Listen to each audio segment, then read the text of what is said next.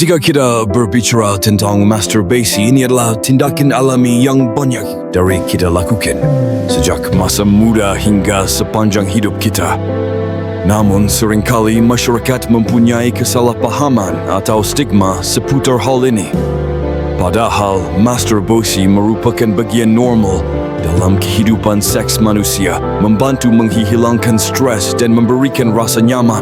Namun, seperti hal lainnya, jika dilakukan secara berlebihan atau tidak terkendali, masturbasi dapat berdampak negatif pada kesihatan psikologis dan fisik kita. Oleh karena itu, memahami cara kerja tubuh, terutama pengaruh dopamin, sangatlah penting. Saat kita bermasturbasi, tubuh kita melepaskan dopamin, hormon yang membuat kita merasa nyaman dan bahagia. Sama seperti saat kita menikmati hal-hal yang kita sukai. Hal ini menciptakan perasaan kepuasan jangka pendek. Namun jika tindakan ini semakin sering, dopamin tidak lagi memberikan perasaan baru. Tubuh akan membutuhkan lebih banyak untuk mendapatkan kepuasan itu, seperti kecanduan. Otak secara bertahap akan terbiasa dengan tingkat dopamin ini, sehingga tidak mungkin untuk dengan mudah menemukan kegembiraan dari aktivitas lain dalam hidup. Hal ini dapat membuat kita merasa kekurangan, tidak puas dan bahkan tersesat dalam hubungan dan pekerjaan kita sehari-hari. Ketika masturbasi menjadi kebiasaan yang berlebihan, tidak hanya berdampak pada tubuh, tetapi juga berdampak pada psikologi.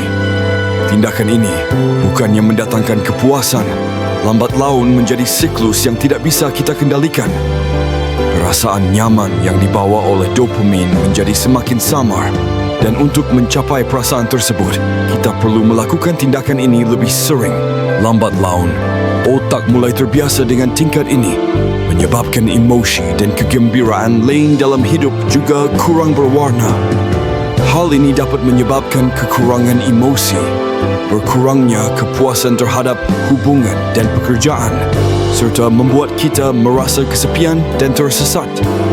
Kecanduan masturbasi bahkan dapat menurunkan kualitas hidup dan menghalangi kita menemukan kebahagiaan sejati dari aktivitas lain. Jika masturbasi menjadi kebiasaan yang berlebihan, maka bisa berdampak besar pada kehidupan pribadi. Pertama, anda mungkin merasa terganggu dari pekerjaan atau tujuan pribadi. Momen dan pencapaian menyenangkan dalam hidup bisa dibayangi karena dopamin dari masturbasi mengambil alih emosi anda. Alih-alih merasa senang dengan hasil pekerjaan anda malah mencari kepuasan sementara dari tindakan tersebut. Hal ini dapat menyebabkan ketidakseimbangan dalam hubungan, menyebabkan anda menjadi jauh dan terputus dari orang-orang di sekitar anda. Anda mungkin merasa kesepian dan tersesat, meskipun anda memiliki semua yang anda butuhkan di sekitar anda. Hal ini secara langsung mempengaruhi kepercayaan diri dan rasa bahagia dalam hidup. Dari perspektif stoik, pengendalian diri adalah salah satu faktor terpenting dalam mencapai kehidupan yang damai dan bahagia. Mereka percaya bahawa kita tidak boleh membiarkan emosi atau kebiasaan mendominasi hidup kita, terutama tindakan sementara seperti masturbasi. Jika kita tidak mengontrol tindakan ini, hal ini dapat menjadi gangguan, menyebabkan kita kehilangan fokus pada tujuan yang lebih penting. Kaum Stoa menyarankan bahawa alih-alih mencari kepuasan langsung dari tindakan seperti itu, arahkan pikiran anda pada pengembangan diri, tekun dalam nilai-nilai sejati dan bangun kehidupan yang bermakna.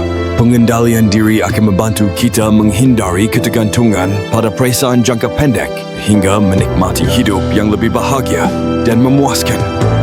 Pelajaran penting dari Stoicism adalah pengendalian diri dan kesabaran.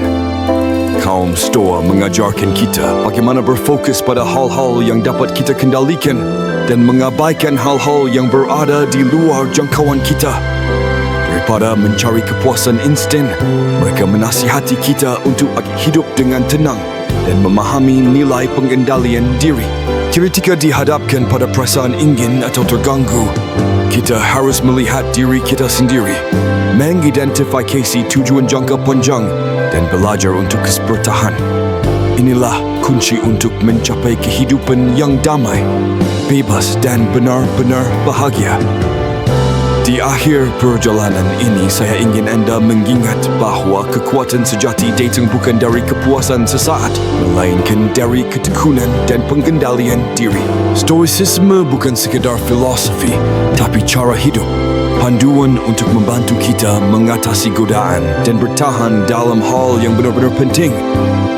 Luangkan waktu untuk merenung, mendidik diri sendiri, dan menciptakan kehidupan yang bebas dan bahagia. Hanya ketika kita menguasai diri kita sendiri, kita dapat menikmati kehidupan yang memuaskan.